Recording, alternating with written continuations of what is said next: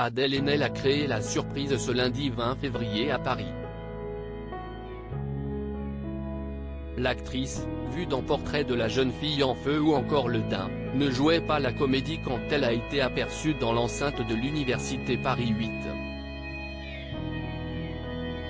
Adèle Haenel, coupe courte, prenait la parole lors d'un meeting organisé par une branche de l'organisation politique Révolution Permanente. Adèle Haenel a appelé à la mobilisation pour lutter contre la réforme des retraites. Mais ce ne sont pas ces propos qu'Éric Nolot a retenus.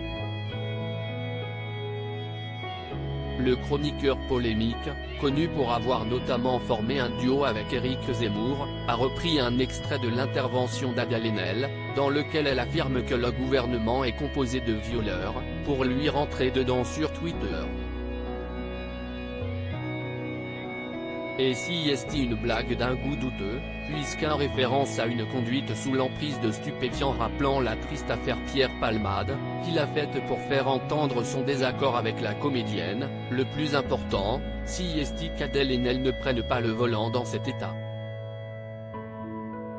Si la principale intéressée s'est abstenue de tout commentaire, Benjamin Biolay n'a pas pu se réduire au silence.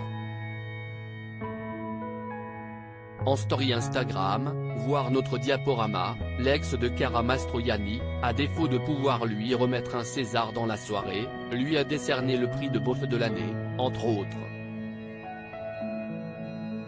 Une intervention loin d'être la première pour le chanteur, peu friand des critiques injustes. Benjamin Biolay, héros de Ces Dames en 2017, Benjamin Biolay, juré de Nouvelle Star, partageait ce rôle avec Cœur de Pirate.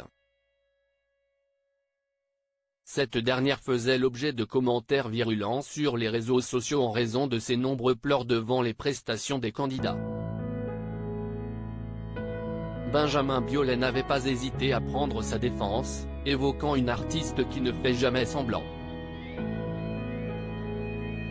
L'année suivante, si est Catherine Deneuve, son ex-belle-mère, qui l'avait défendu face à des haters indignés de sa participation à la Tribune du Monde défendant la liberté d'importunité à l'ère de MeToo.